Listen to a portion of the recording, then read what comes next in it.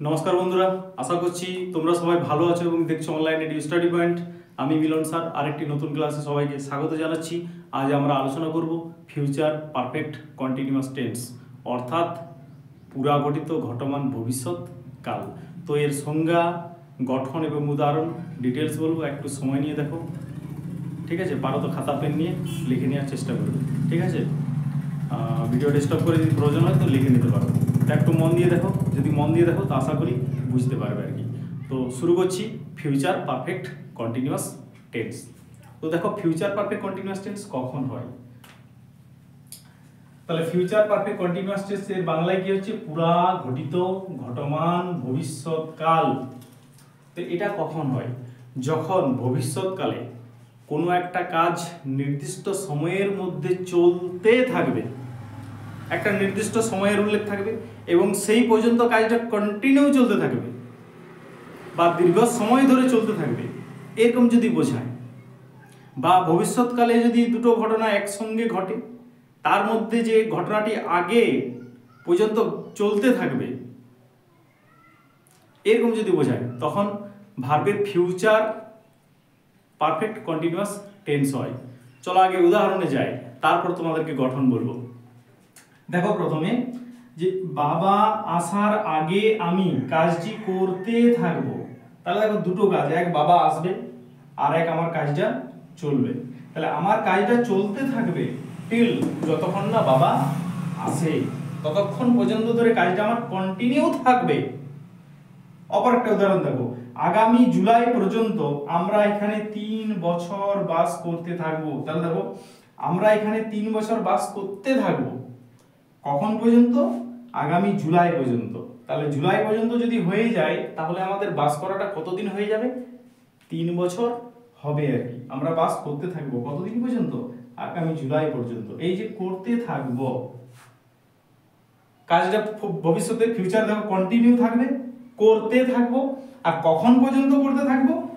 আগামী জুলাই পর্যন্ত, ঠিক আছে? তাহলে একটা দেখো নির্দিষ্ট সময়ের উল্লেখ আছে এবং ততক্ষণ পর্যন্ত কাজটা কন্টিনিউ থাকবে। ব্যাপারটা ভালো করে বুঝো। যে বাবা আসার আগে পর্যন্ত আমি কাজটি করতে থাকবো।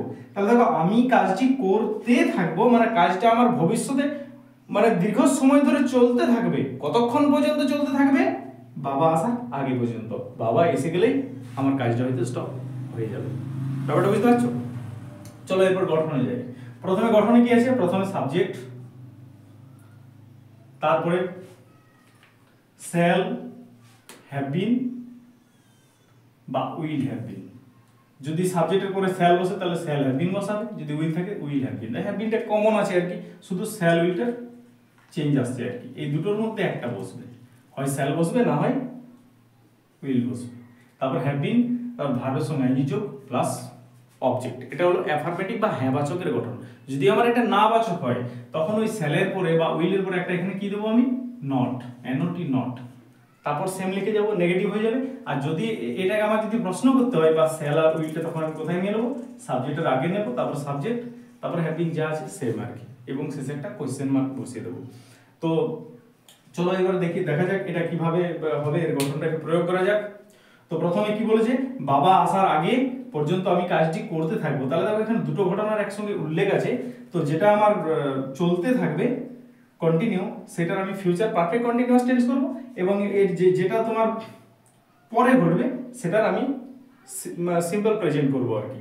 তাহলে এখানে দেখো কাজটি আমার চলতে থাকবে, আমি কাজটি করতে থাকবো বাবা আসার আগে। তাহলে আমার কাজটা আগে চলতে থাকবে, তাহলে এটার আমি কি করব? Future perfect continuous. তাহলে আমার সাবজেক্ট কি হলো? আমির জন্য কি বসাবো? আই এর পরে কি বসবে? শ্যাল। হ্যাভ বিন তো কমন আছে, শ্যাল হ্যাভ বিন। কাজটি করতে থাকবো, ডুইং, ভার্বের সঙ্গে কি যোগ? ING, doing, doing the work. কাজটির ইংরেজি কি? The work before father, simple present করবো এটা, ফাদার কামস। নেক্সট, আগামী জুলাই পর্যন্ত আমরা এখানে 3 বছর ধরে বাস করতে থাকবো। তাহলে এটা যদি আমি বসিয়ে দিই, এখান থেকেই শুরু করছি, ধরো সোজা। তাহলে আমরা উই এর পরও শ্যাল হয়, উই শ্যাল হ্যাভ বিন, বাস করার ইংরেজি কি লিভিং, এখানে হেয়ার কত বছর ধরে ফর 3 ইয়ার্স, ফর 3 ইয়ার্স,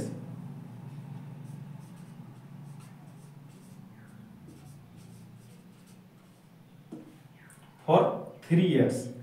আর এই যে জুলাই পর্যন্ত, এটার জন্য আমি কি বসিয়ে দেবো, এটা যদি প্রথমে লাইনটার আগেও লিখে দাও তুমি বাই নেক্সট জুলাই, তাও হয়ে যাবে।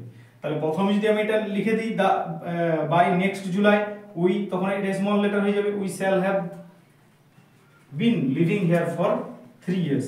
আর যদি আমি এটাকে পরে লিখি তাহলে এখানেও জুড়ে দিলে হবে বাই, এটাকে নিয়ে আসবো বাই নেক্সট জুলাই, তাহলে হয়ে যাবে আর কি। তো যদি ক্লাসটা তোমার ভালো লাগছে তো প্লিজ একটা লাইক দিও, বন্ধুদের মধ্যে শেয়ার করে দিও। প্রথমবার দেখলে ইউটিউব থেকে দেখলে আমার চ্যানেলটা সাবস্ক্রাইব করে রাখো, বেল আইকনে ক্লিক করে রাখবে, এবং ইনস্টাগ্রাম ফেসবুক থেকে দেখলে আমাকে ফলো করে রাখো। আর এভাবে ইংরেজি প্র্যাকটিস করতে থাকো, প্রতিদিন একটু একটু করে নিজেকে উন্নত করো। ক্লাসটা দেখার জন্য শেষ পর্যন্ত অসংখ্য ধন্যবাদ। আবার একটা নতুন ক্লাস দেখা হবে, ততক্ষণ সবাই ভালো থাকো। Thank you so much.